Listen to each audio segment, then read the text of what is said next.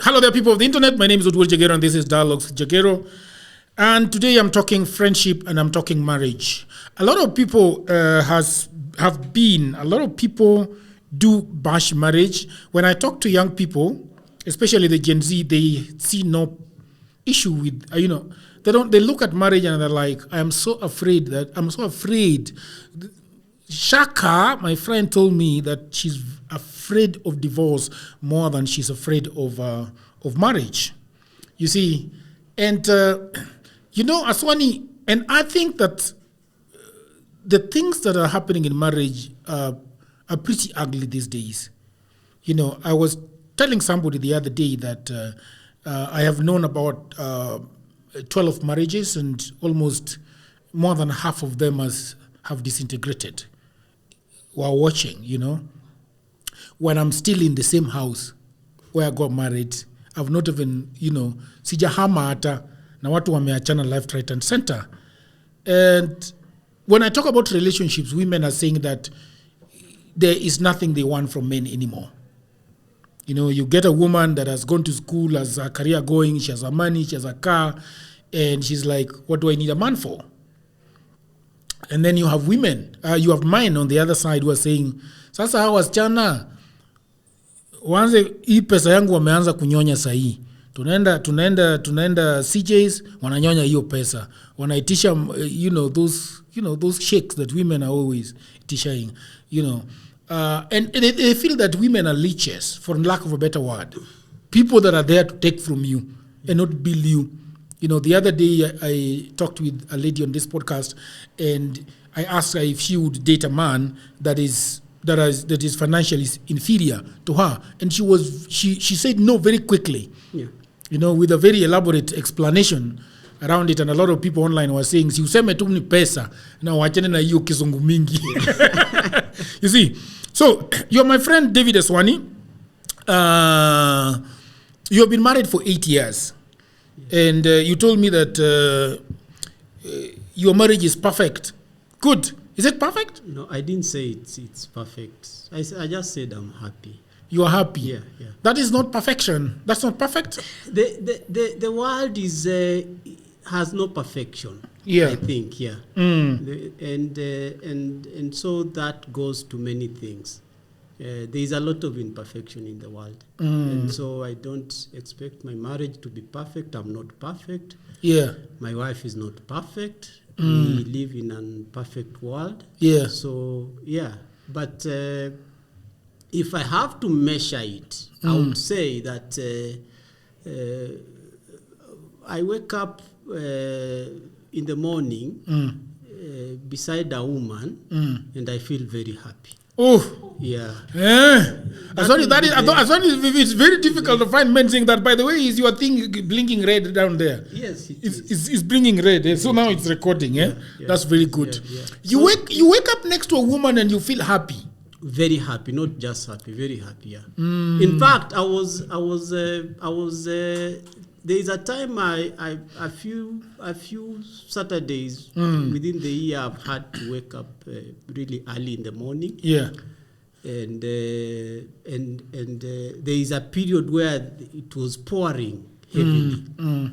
And when I was waking up, I had a conversation with God, and I told him, these days that I am waking up, you have to give them back to me. Yeah. There should be a few Saturdays where I am just in bed and it's pouring. Yeah, and your wife, and with your wife next to you. Yeah. And Solomon said that a little sleep, a little slumber. Solomon had 700 wives, surely. He didn't know the comfort of the warmth and comfort of just one woman. Yeah, so okay. What makes your marriage so good? Is it the sex? It's a combinational package, a combined package. It's the whole package. Yeah, I would say it's only sex, but sex is part of it. Yeah. Yeah, sex is a beautiful thing when it's experienced in marriage. Yeah, when it's experienced in marriage. Yeah, it's really. Sio kulalala nje kwa Airbnb, si ndio? But also like for me, the aspect to get to where I am today, I've had to unlearn a lot of things for myself, and even for the generation that we live in. Yeah.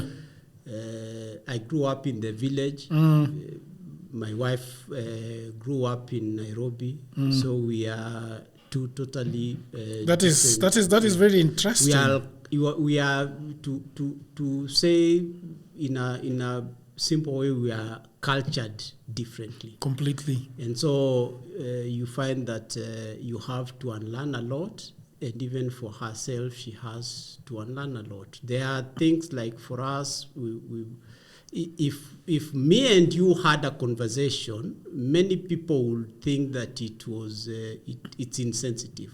Yeah. But also it's just how we are cultured. We come together and then we sit and then we laugh a lot and then we make fun of each other. Yeah. And it doesn't happen for other people. For other people, it will be like you are so insensitive to one another. Yeah. Yeah, that my wife has told me that a lot. That I grew up rough. I got a lot of rough edges. To myself. And the good thing that I in fact, for me, my marriage, I would say that it is really, really good that I got the woman that I got today. Yeah. Because I also agree. I also agree. Why do you agree? Why do you agree as well? Why do you agree? Because I've known you really well, and I knew the women that some of the women that you are interested in. Yeah. And I tell many people that if you are not in sync with a person, you will offend somebody. Like I looked at very wonderful women myself before I got married, and as wonderful as they were, because of my character, some of them I will just offend them by being myself. Yeah. There's a time I after my birthday, I write something. I remember telling you this story. Yeah. I write something about my birthday, what happened and what didn't happen. And my wife reads that thing. We were newly married. She comes home and she's just crying. And I'm wondering, why are you crying? Yeah. Because at that time, people have called her. Have you seen... what happened was, before my birthday, she asked me what I want for my birthday. I said, not much, I'm just happy I am here, you are here. That's the thing. Plus, she was working on my birthday. So when I woke up, the day after my birthday, I write something which she has kept on her phone. I don't know for what reason. I say... yesterday was my birthday. I didn't wake up with a hangover. I didn't wake up with a broken glass. You know all those shit that happened on a birthday. So I listed most of them. And she felt that I didn't have the birthday that I wanted. But it was just something that was in my head. And she felt very sad and she was very emotional. Yeah. So, and that happens a lot. When you are in a relationship that you are not in sync, and like for you are very clumsy. You leave your phone there, you leave it there. Many times I've had to pick it, put it here. When we were in Accra, I say all your things are here, and you still ended up losing your phone. To somebody else, they will be very offended that you can't take care of your shit. Yeah. Like, how do you just lose a phone, But that's you. I once lost a whole computer in a bus. I just left it there and walked out.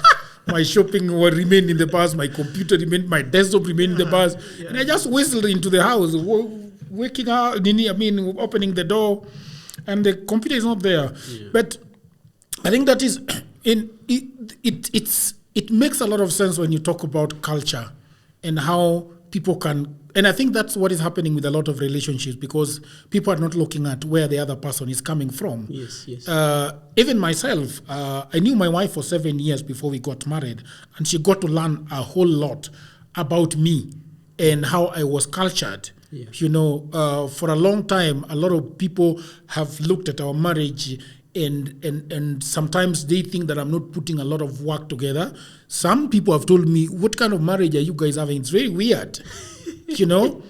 But that is the beauty of it. You know, my marriage is very different from yours in so many levels. Yes, I know. And you are so happy, and I'm happy. I'm so happy with my marriage. In fact, most of the time I say that I am glad I got married because of who I was before I got married.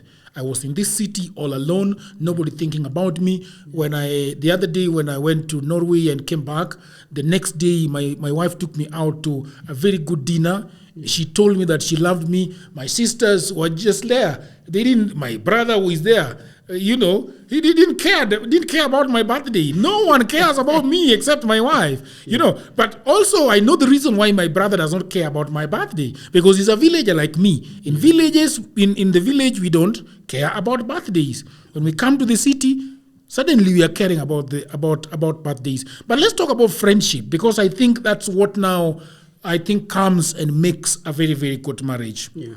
Being friends. We have known each other for 15 years, yeah? Yeah. And there is a time you was really pissed off. I don't know where we were. I think we were either in Cape Town or in Kampala or in Rwanda. And you told me something that you need to wake the fuck up. And listen to your friends. You are not listening to your friends. You don't care about your friends. It was a huge rant that you ranted for such a long time that I'm here. I don't know where we were, but you told me something to the effect that we have been here. I've taken my time. You are not paying me. I am here. You are moody. You are not thinking straight. And I thought about that friendship. I remember we knew each other in Bible study a long time ago. I have visited you, Uko Bundus, where you were. That house was cold, man. Where you were living before you got that woman. Yeah. Uh-huh. It was cold. I used to come there. We used to talk. But then I think our friendship starts when in the early months of 2010. Yeah. I don't know if you remember. I used to drop you at the Adams stage. Yeah, from BSF. Yes. But also, I think I met you, this one you've never known, but I met you when I really needed a friend. Oh, yeah? Yes. I met you when... because you're lonely and shit. I was, that time, the friend that I had, we had spent a lot of time together, and... who is that? Was that Paul? Yeah. Mm-hmm. And when he gets married, he tells me, now I'm going to be married. You don't call me after 8. And there was a little bit of a change. And I felt like I had been dumped or divorced or something, because, friendship is a very emotional... what would you say? It's a very emotional union. And Aswani, to be very honest with you, that is what people, and sometimes people are not married, are looking at and hearing and saying, so this marriage thing means that I'm no longer going to be friends with my other friends. So, for example, I have Agak as my friend. I have Rix as my friend. I've told this story countless times that we are from Rix's house playing FIFA, and I'm a married man. Yeah. We are in the car and driving this gentleman who was having his wedding in 2 weeks' time, and he tells me that this was my last PS. This was my last play. There comes Rix. And yeah.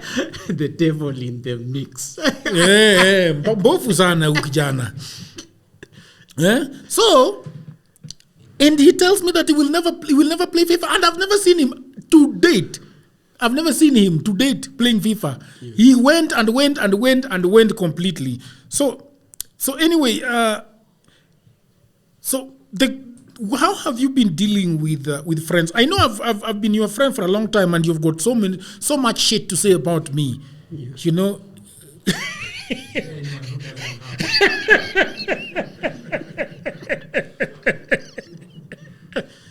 Sasa Njuguna nyamazi tu angalie sound. It's on my head. You know, what makes, because for me, I've always thought, Rix is here, I'm not sure whether I am a good friend. Me, I always think I'm a very shitty friend. But people tend to be close to me. No, even you are really accommodating. Yeah. And even the times that we've been together when that sounds really wrong. not in that, like when we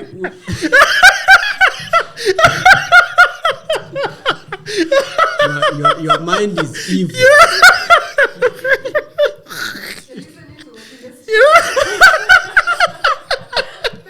Your mind is so evil. Yeah. Because Jagero, we've done a lot of things together. I think we've traveled to almost 10 countries together. Yeah. If I'm not counting, we've been to Germany together. There's a time we were in the same bus station taking different buses. Yeah, you were going. I was going to Czech Republic. Where were you going? Amsterdam. You weren't going to Czech. You are going to Genoa. You had like several buses to Genoa to check your thyroid then. I was going to the Czech Republic. Oh, yes, that's so. Yes. But I And was I was also at the Czech Republic at some point. And when was I? Yes, when you went to Berlin. When you went to Berlin is when you went to Austria and you went to the Czech Republic, I think. Yes. Okay. And so there is that privilege of to just have those moments. I know how you rant at the flight attendants, but also I just asked for more food, man. Just ask for more food. You ask for more food after ranting about the wine.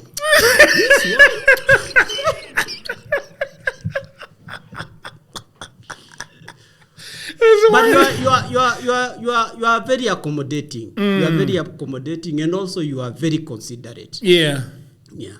Like out of the blues, you would somebody would come to your house or in the office, and you would say, "Can I get you a cup of tea?" And you would fix the cup of tea yourself. It's now those are the gestures of friendship, which is almost like servantship. You don't just sit your ass there. Yeah. You are doing something. Yeah. What are some of the things that you value in a friend? Because I think this leads to, if you're friends with a lady, a good friends with a lady, and then it leads to marriage, then I think it becomes a very good marriage. Yeah. What is it that for you, what you look for in friendship? I think for it depends. For ladies, there are things that are very natural to them. Yeah.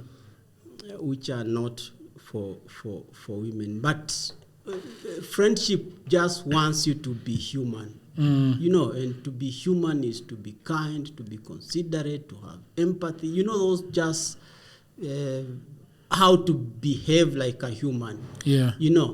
It's the main ingredient that forms friendship. And so now the wiring of us and the culturing of us now brings now the different aspects. Now to women, bringing in emotions is easier for them than it is for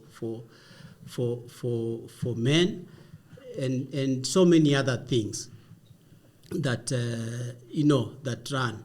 But then if you have the important ingredients, then you have to put in the time. You have to put in the finances. For example, if you are meeting somebody, you have to buy coffee. If somebody has an issue, you have to come in and help. if, for example, you understand the situation that the other person is going through, you empathize, but also you are supporting. Yeah, I sometimes I look at you and feel like you're somebody that has really gone through. There's a story that you told me about. I don't know whether you're able to talk about it publicly, about your stay in Mombasa. I remember that. I laugh all the time about the things that you used to do in Mombasa. But it's very interesting because as a person, I've always seen that you are genuinely trying to help people.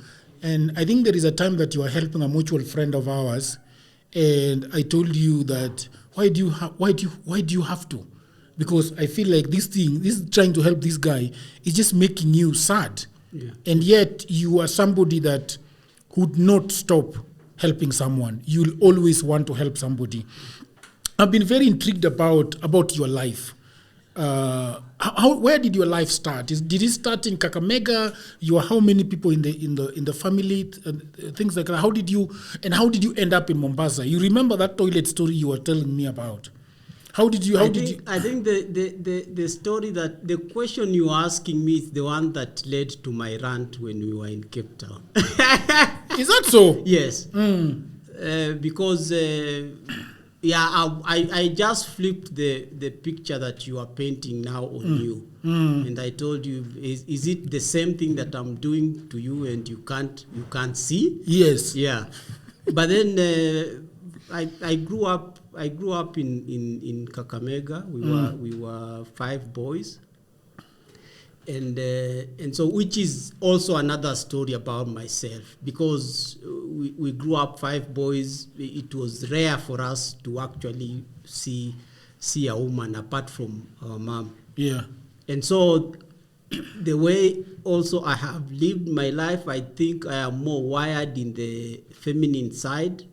You know, like my relationships with the ladies are super, super good. More than even for the men. Yeah.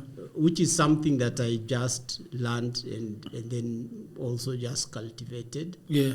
Yeah, but we were 5 boys. And my parents, my dad was in education, my mom was a nurse.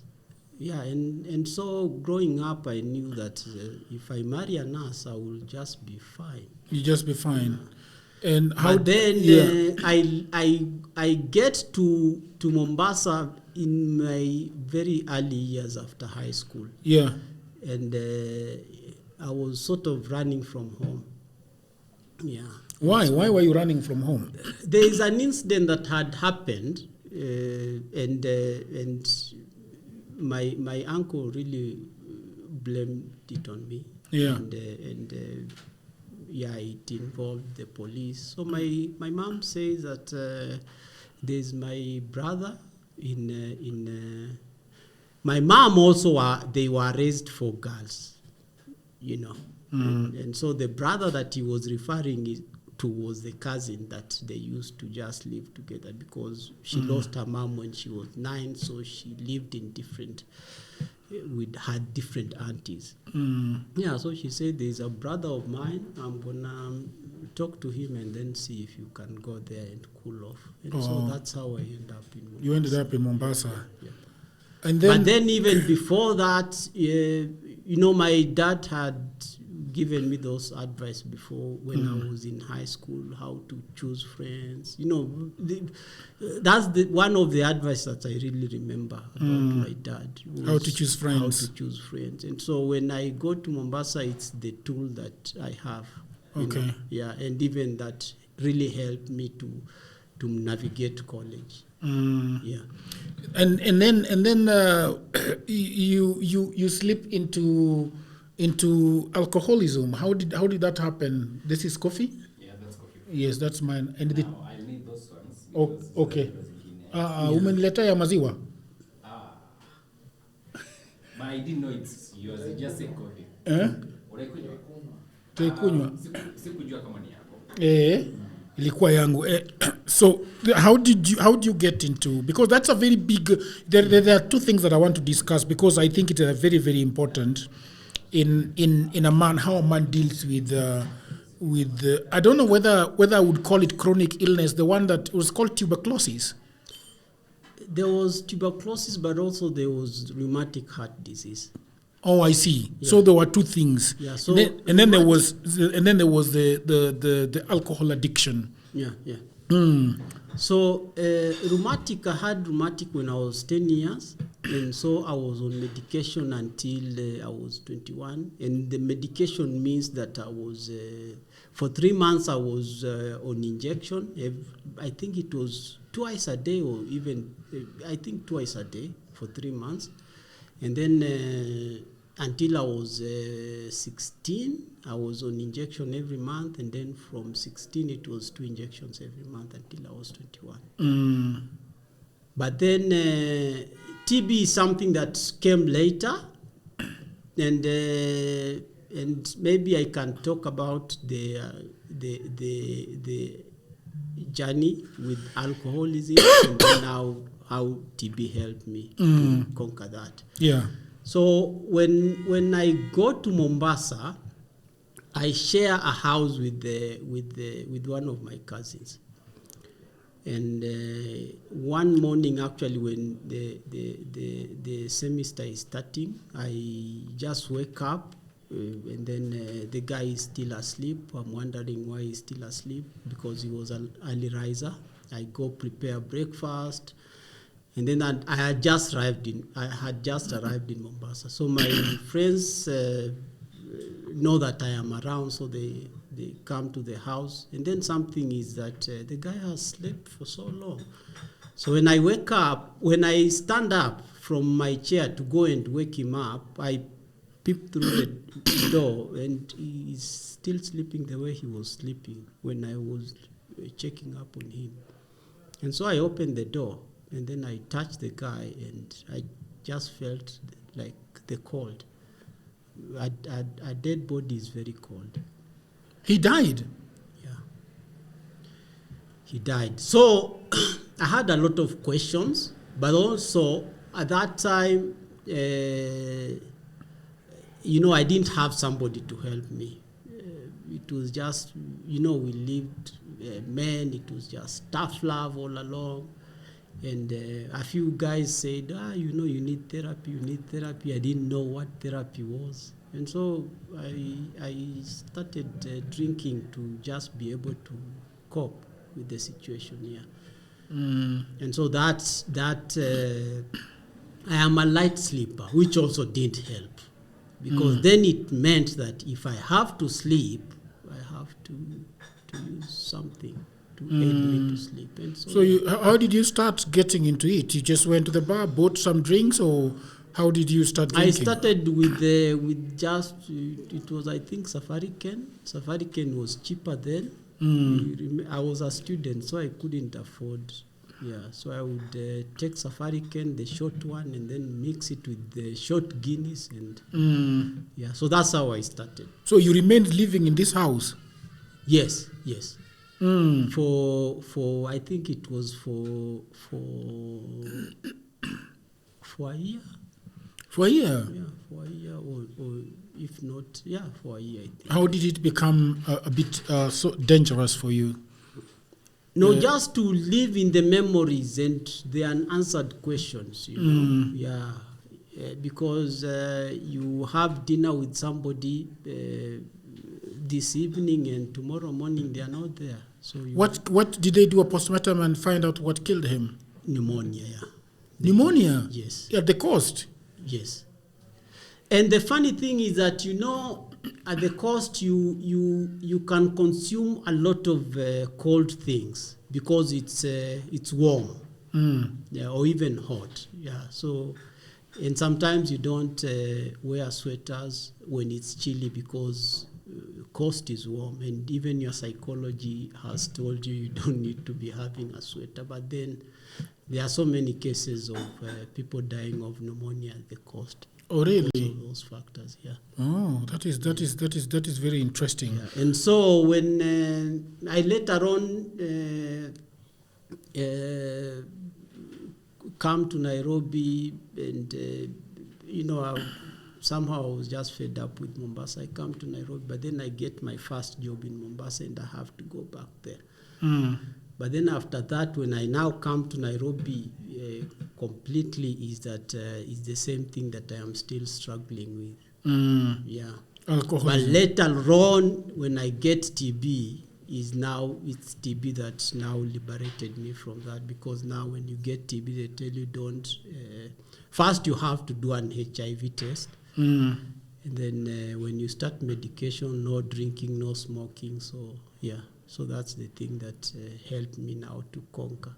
By the time 6 months of medication were over, I remember I was attending the Tusker Safari Sevens, and I said, now today is the day. I had just finished medication like 3 days ago. So I go, and in that time, the Tusker was even in a longer can. Before, they used to be those small cans. Now they have introduced the longer cans. So I go and pick 4 of them, and I say, now let me enjoy a drink. And the first sip was just off for me.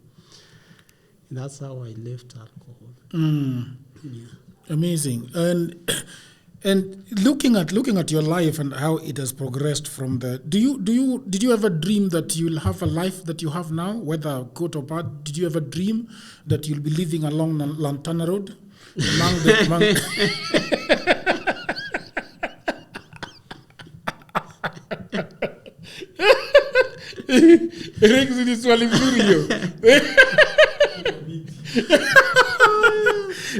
think I would consider myself to be very fortunate. Yeah. Yeah, I don't have much, but I'm not struggling. Yeah.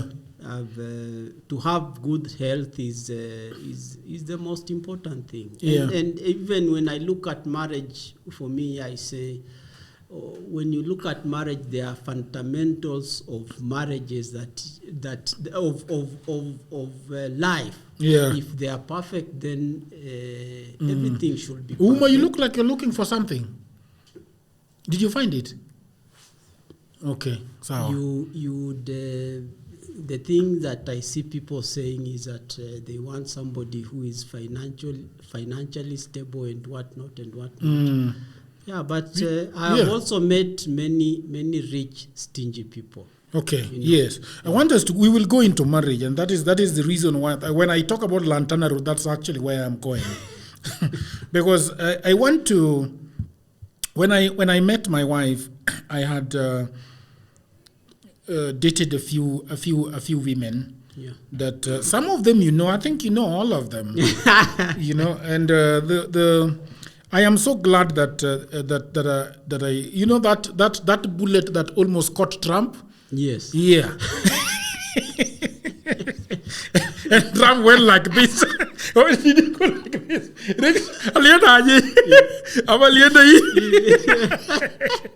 And nothing went with his ears. Yeah.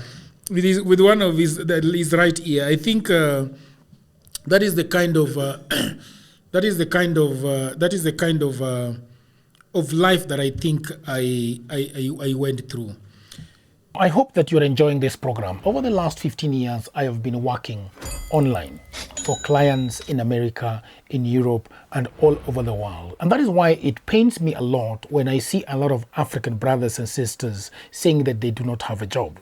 Now, this is the problem. A lot of people are trying to look for a job in 2024 in their own town, in their local area. Now, the truth is, there are no jobs in Africa, at least not so many jobs. The good news is that we have internet these days. We have a tablet, we have a computer, we have a phone, and that means that we can do a lot of jobs, and those jobs are online. That is why over the last 4 years I've been writing a book that is called Digital Goldmine. It is a book that explains to you how you can earn money online. The 18 hustles that I've chosen are basically for Africans, because what happens when you are doing online jobs is that payment is usually a problem.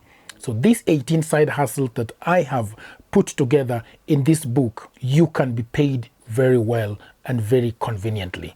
Okay, so the book is only 1,000 Kenya shillings. That is about $10. You can buy it in Kenya using paybill number. You can buy it online from anywhere in the world using a credit or a debit card. All the information about this book is in the description below. And if you have a brother, you have a wife, you have a husband, you have a friend who is sitting at home and watching Netflix, please do buy this book for them. If you are the one sitting at home and watching Netflix and have nothing to do, please buy this book and your life is gonna change forever. Because I have been doing this online and I've been traveling and I've been enjoying myself and having a lot of fun. So thank you very much, and now back to programming. I dated in this city, and the dates that I had were not okay to me. Yeah. I felt a lot of pressure when going for those dates. There was a lot of anxiety around going to those dates. I felt very inferior in those dates, and I felt like it was such a lot of work for me to do to get into those dates. Yeah. And I think we were in BSF with you. Yeah. And BSF had one of the, the top cream. That's what I saw. In fact, I used to look at those girls and say, damn, whoever is going to pick one of these ladies is going to be one of the luckiest guys. These are going to be lucky. Yeah.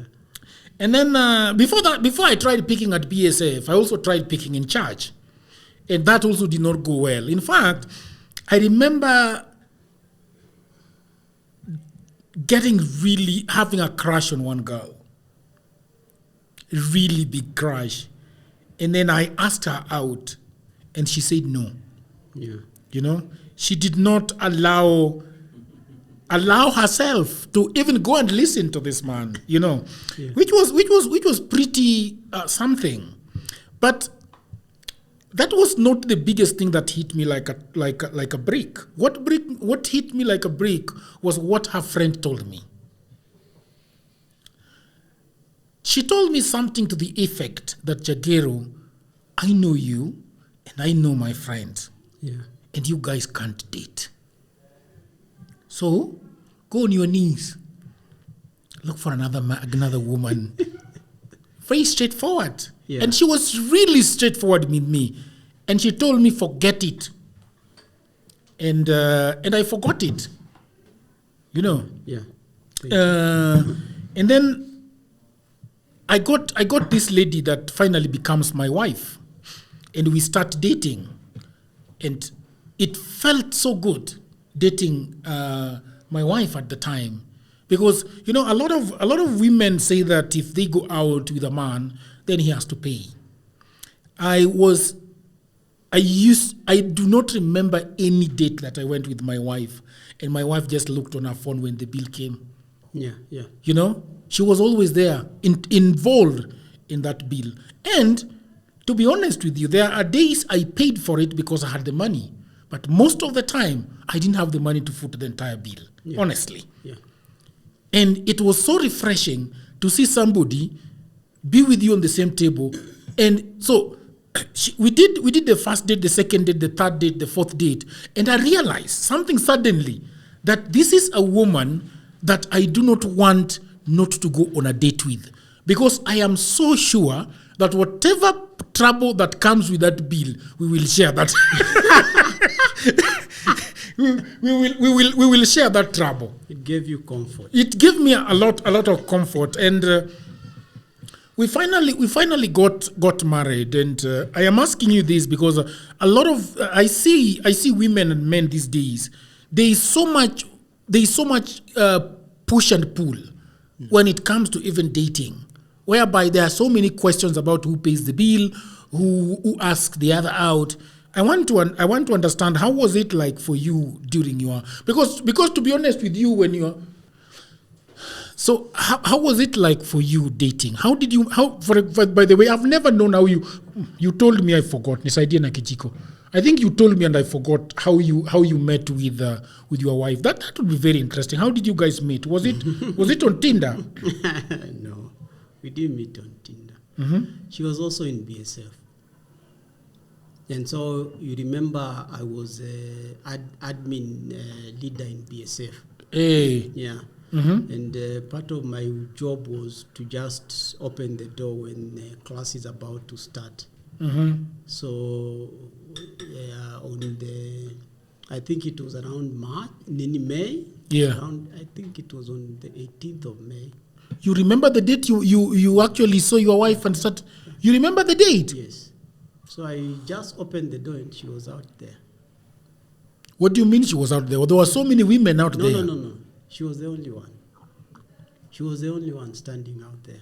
Even if I fainted, she was the one to take me to hospital. So it was just me and her. No, tell me about it. Because you remember how BSF used to work? Yes. That some people would come early. Yes. Was it an issue was it a case of her coming early? Yes, it was. Yeah. And then she was the only one. She was the only one, yeah. Yeah. And how did we started a conversation. Mm-hmm. Yeah. And it was interesting and it continued. You took a number? Later that night, yes. It was the last night before the summer break. And so, and also Njenga, you remember Njenga. Njenga comes in and then apparently they know each other. So when the class ends, I stand at the door to wish people have a wonderful break, and Njenga is beside me. And she comes to Njenga because she knew Njenga. And Njenga tells her, I need to talk to you about something. And she's like, because she worked at Nairobi Garage. And Njenga also worked for a startup that was housed at Nairobi Garage. So that's how they knew each other. So now when she's giving Njenga her number, I just removed my phone and took it also. As she read it out? Yes. She wasn't giving it to you, but you were really taking a number? Yes, I was. Okay. Yeah. And then you start Katiaing her on the phone? And later on I give her, after, when we are now on the break. Yeah, you give her a shout out? Yeah, I give her a shout out. And it was very terrifying because I had not dated for, I think, 3 or 4 years. Oh, really? Yeah. And so I went and hid myself in the car. I was just like, if this conversation goes wrong, it's me and the car that... But we'll ever be we'll ever be what is it called? Witnesses. Yeah, and I later sold the car, so you can imagine if it went wrong. Also, the witness will still be me. And how does it go? Do you remember how it went? You were anxious. How does it go? Yes, I'm anxious. And it was a call, not a text. You reached out via call. Yes, not a text. Not a text. Yeah, I just called her to say, I would like us to have coffee. And yeah, she's just like, sure. I'm like, it's so easy. I'm like, no, chill. You think about it, pray about it. She's like, no, we can have coffee. and that was not what I expected actually. Yeah. Yeah, and then the coffee, I just decide, okay, let me make this something that is fun for me also. And number one. Number two, I didn't want to take her in a Java because you remember those times we were working in Java. So I knew many waiters in Javas. And so I just wanted to avoid that. To go to a Java where the waiters know me. They are like, umepotea sana, nini, yeah. So we went to Limuru, to Brackenhurst for our first date. Is it the same Brackenhurst that I'm thinking about? Yes. And there it was beautiful. There were places to walk. So it wasn't just like coffee. We had other activities that after our date in Brackenhurst, we had gone through all weathers. We are indoors, we are outdoors. It had rained. I see how she deals with nature, and by the end of that day, I had said, this thing is something that can go along. How long did you guys date? Aswani, I've got a shitty memory. I don't remember. How long did you guys date before? I think we dated We dated for I think 6 months. Very short. Yeah, 6 Very months. short as well. You did not have the opportunity to know her. I expressed my intention to marry her, and In 6 months. The year that followed, actually, when we were still dating, we had planned out how like when I go to introduce myself, when I go to pay for the dowry, and then when we do the final wedding. So if you add that, then is a year and a half. Yeah. Yeah. So a year and a half. Yeah. But also, I really learned when I was single. I really learned myself. Yeah. So I really knew myself by the time I was meeting her. But also, I really knew what I wanted in a woman. Yeah. What did you want in a woman? And just to have the relationship that can be mutual, and something that can what is the word, can develop into to something nice. Yeah. Okay. Yeah. So by that time I really know myself. Yeah. And also, time doesn't give you the privilege of knowing everything. Yeah. I understood that. If I want to lie to you for 10 years, it's possible. It's possible. Yeah. And it's possible that I can do it. So it doesn't mean that if you date for longer, then you learn more about somebody. The people that are dating right now are not finding it very interesting. Yeah. You know, and there's a lot of, like I told you that Chaka told me that she's done with the boys at 23 years old. I'm like, damn, that's really young. And she told me there is no time not to say, you know. Yeah. Are you really checking out what is going in the dating scene, and what are some of the things that you like about it? What are some of the things that you feel like a lot of people should do to make their dating? By the way, were you guys sharing bills with your wife, with your then girlfriend? It's interesting because you remember, there is a time in 2015 I had gone to Dubai. Yeah. To buy those camera things. Yeah, not camera things. Now to buy camera things is about 2016. To buy you remember me, there is a time I was selling computer accessories. Yes. Yeah. Oh yeah, I remember that one. Yeah. So after that thing,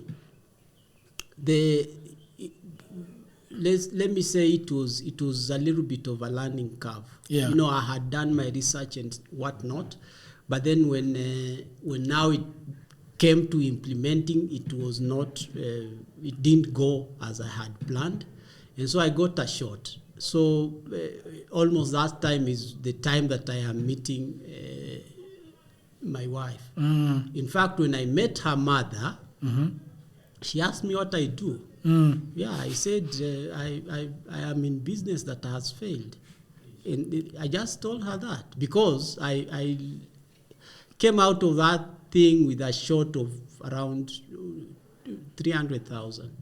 Meaning you made a loss. Yes, and so going into a relationship, I didn't have much. Yeah, and so right now, if you come to our house, my wife and I always share a plate of food. So we just put food in one plate and we share. Nimeona hiyo bwana, mimi And siwezi. that's something that that's something that started when we were dating because we could not afford 2 plates. So we shared a plate. So we ordered 1 plate and shared. You ordered 1 plate from Java. From everywhere. Really? Yes. They were Rick is saying, wow. Rick is saying, wow.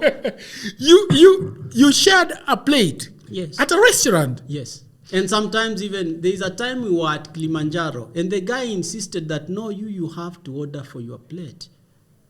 You have to order for your own plate. Yes, because it's my wife we would discuss what we want to eat, and then she would make the order.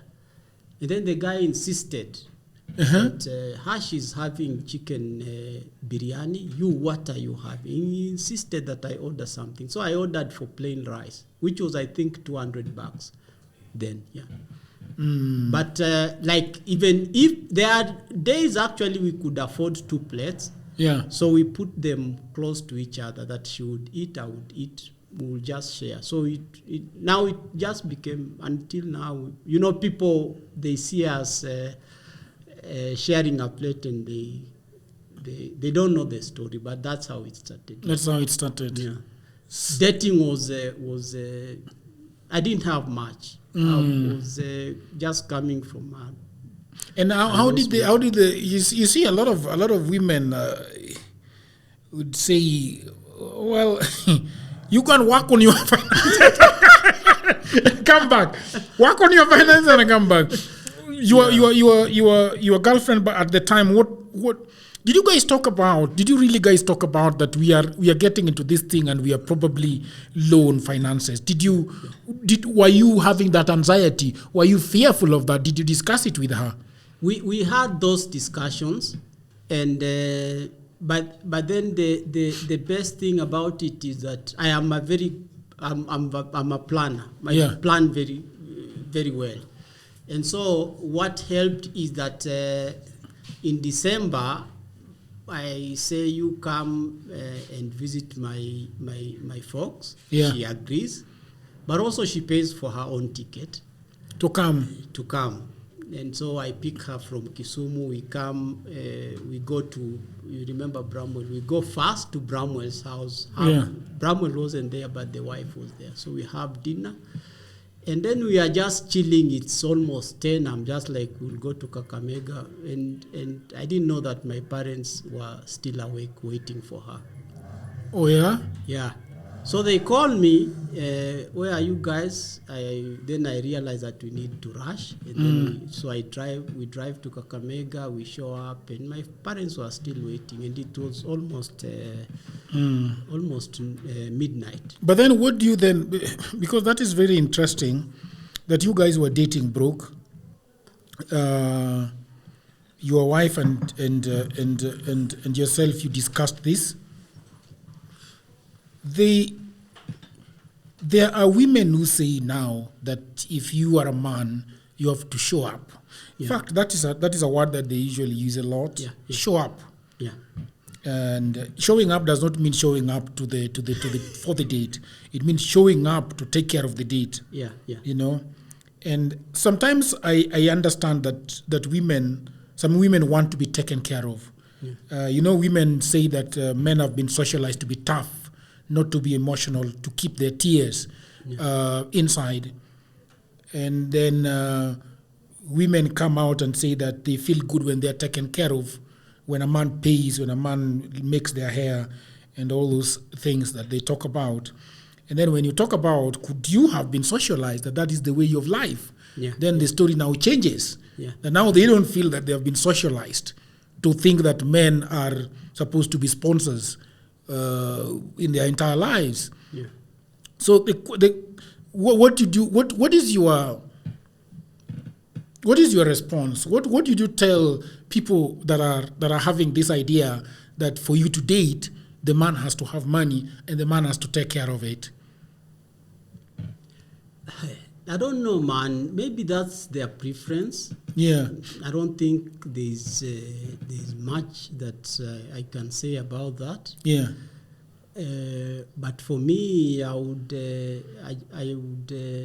judge your ability in generosity with what you have.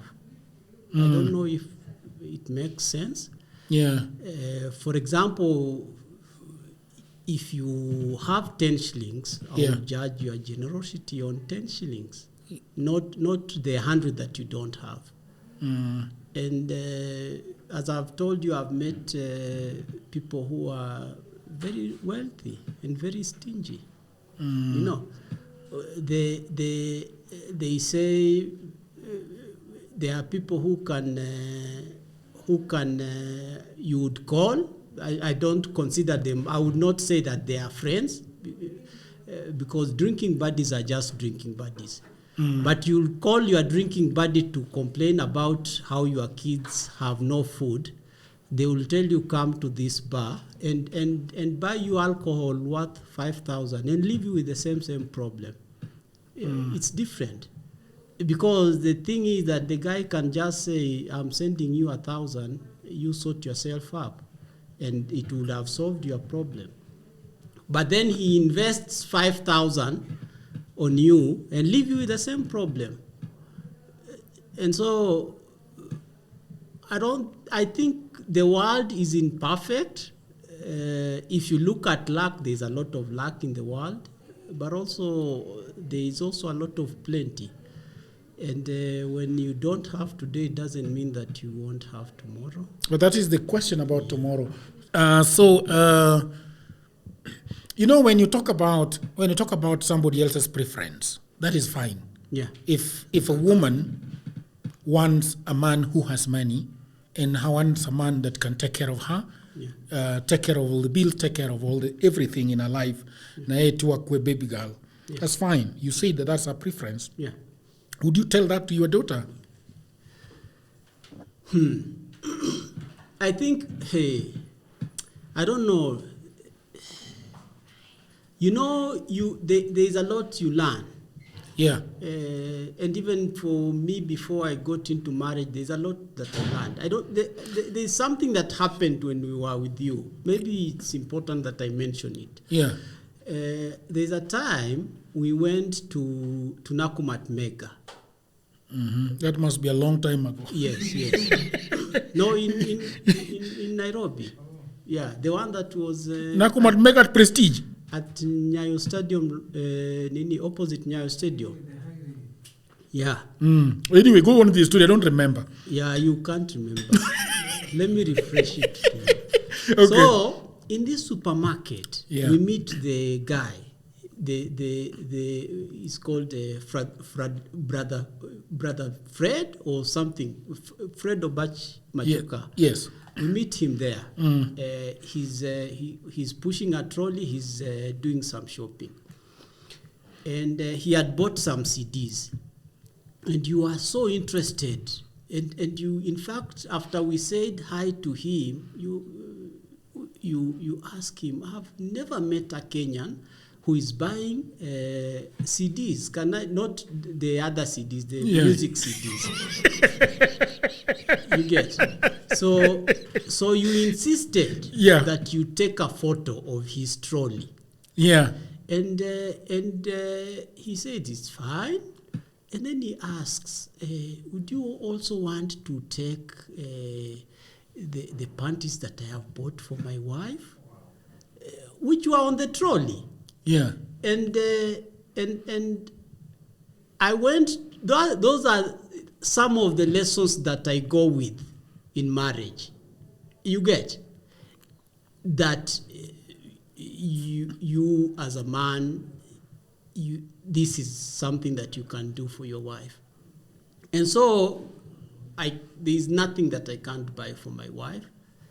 And so I have said, like, for my daughter, she will have to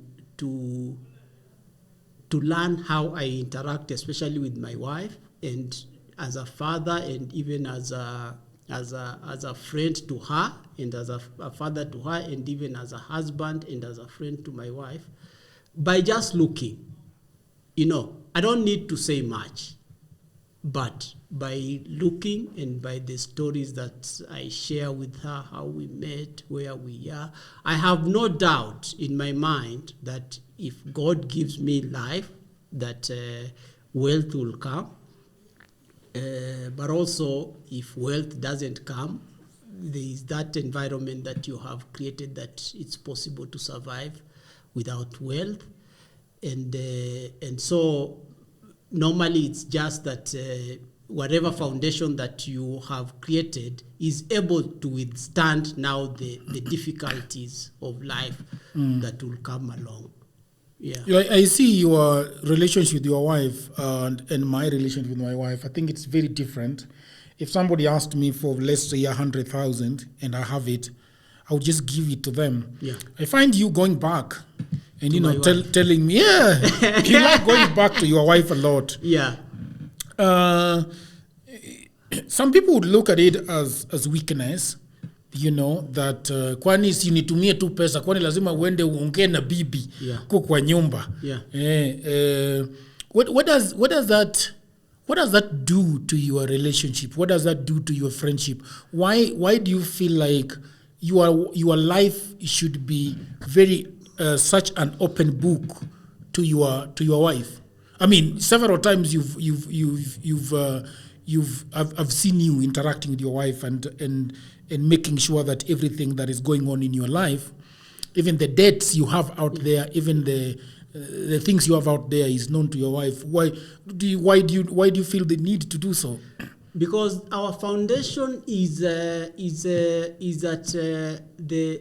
we are married and our man is married. So that's the foundation. So if You're married and your man is married. Yes, if you understand that foundation, then we are good to go. I don't have an ATM card. I've never had an ATM card since I got married. But my wife has an ATM card. What I have is a credit card, which I can use to fuel and buy things on eBay and also help you buy things. That's gonna check nini. Also, That's a wijawa.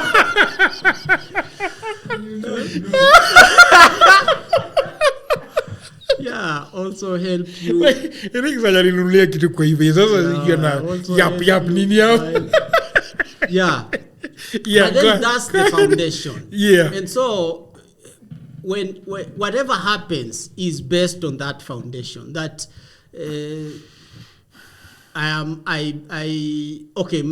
our savings account is under my name. Yeah. But as accountable as I am to her, I cannot just go there and remove money and let her learn later. So I have to, knowing and understanding the foundation that we have put together, especially where finances are concerned, I have to do that.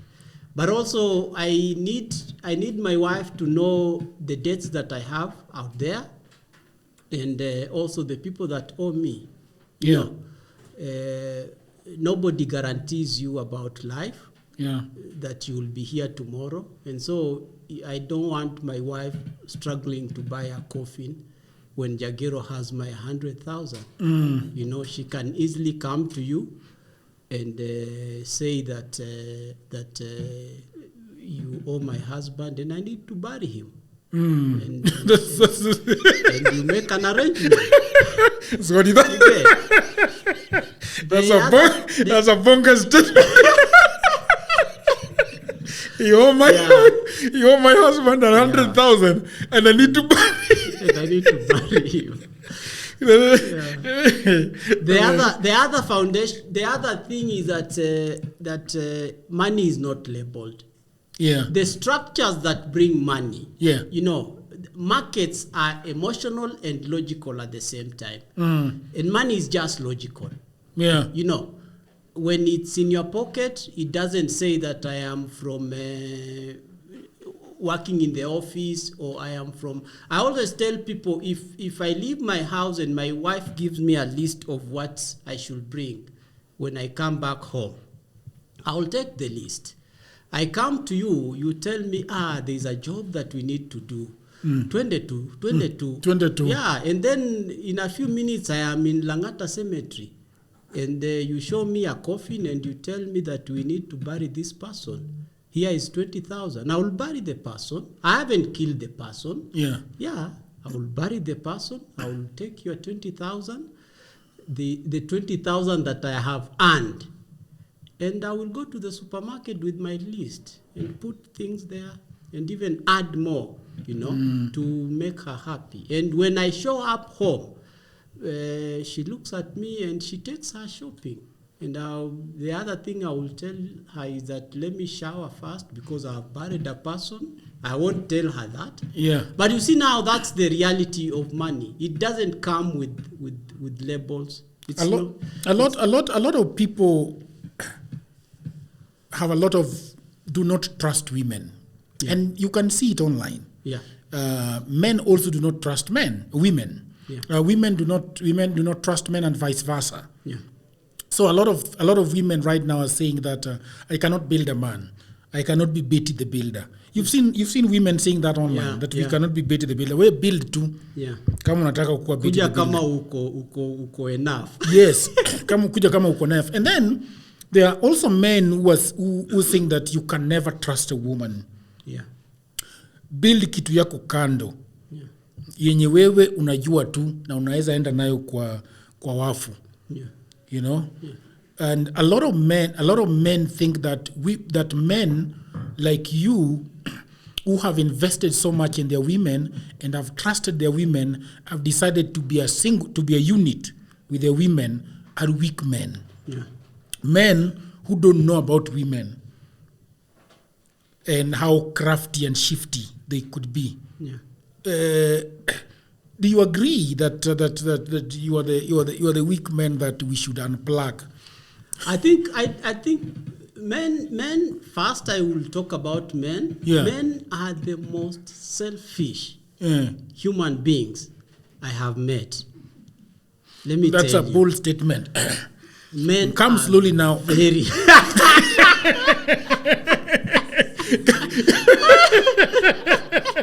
Come slowly, man. As one don't come to dialogue, you're going to have those bold statements.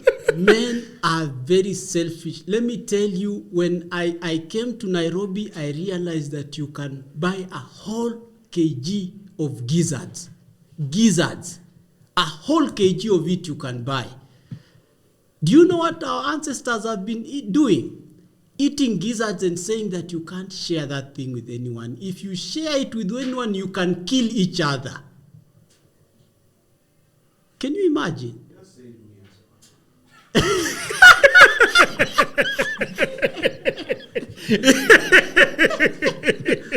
But then, to come to your question, Yeah. there are a combination of factors, Yeah. and there are good men and there are good people and bad people. Yeah. Like Trump says, on both sides. Like women, there are women who are crafty, there are men who are crafty. You get. Having said that, you can also not use one experience, whether you are a woman or a man, to pass judgment on all generation. You get. Number two, when you are in a marriage, you are in this place of understanding that yes, things are like this. We want them to be that, but also things can change. People change. You get, and you live in that understanding. The difference is that you are trying as much as possible to navigate yourself in terms of self-control, understanding in wisdom, all those things packaged together.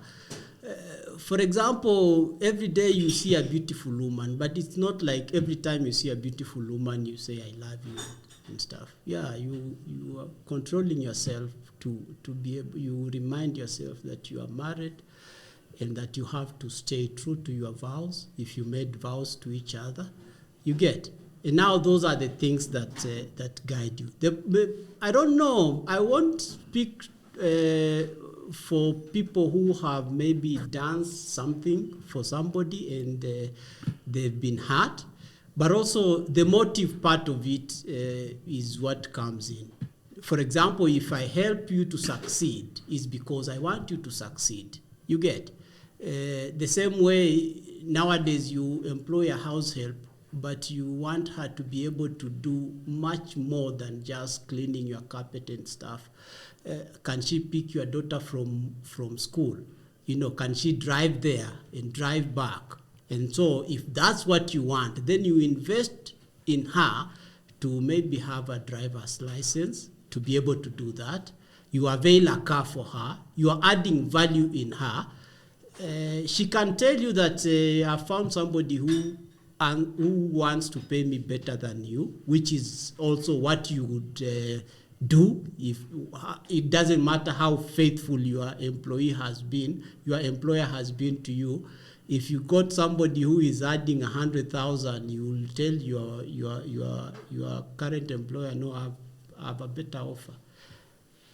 And your employer also invests in you. There are people who are taken abroad for education by their employers, but it's not like he was gonna say, now give me your degree. So applying that in the same situation, there are different people, and there are, women are crafty, men are crafty. And so, but being in a union, also if that is your worry, then you sit down and address it. And the other way of addressing it is that you have half of the wealth, me, I have half of the wealth. In case something happens, we are both cushioned. We are not fighting. The other way is to maybe have an agreement, a prenup or something, so that you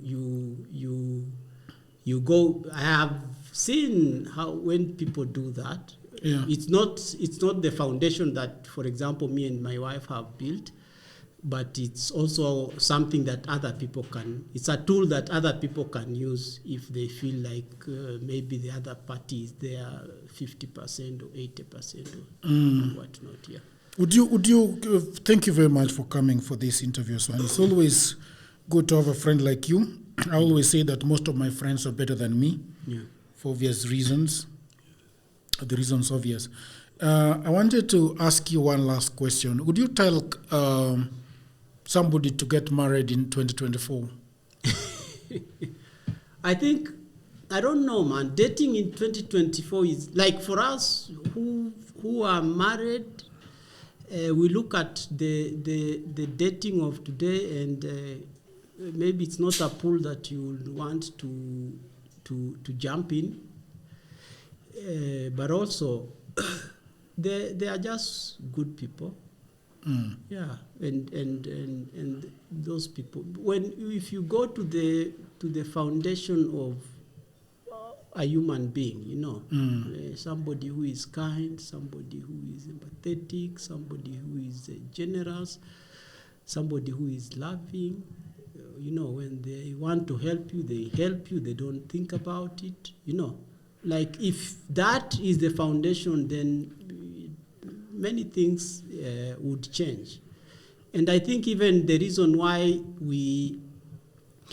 people are having issues with the leadership that we have now is just that the aspect of empathy, which is now a great, one of the biggest pillar of what makes a great leader is not, they don't see that in our leaders. They are not empathizing with them. And you see now that is the core fundamentals of what makes a greater leader is their empathy is there. Right. And that what makes, you can only get that from a human, not from a machine. Yeah. I agree. Thank you very much, people of the internet, for tuning into this episode. I hope you loved it. You have been talking with my friend Aswani about friendship and about marriage, the things about marriage that are going on right now, and a lot of bashing of marriage. But anyway, Aswani, you've not come out on the internet and claimed that marriage is good. You're just watching from a point of comfort, So, there have been important people on the podcast. Yeah. And some of us, this is our time. This is your time. Please consider subscribing to the channel. Hit on that notification bell. And until another episode, bye for now.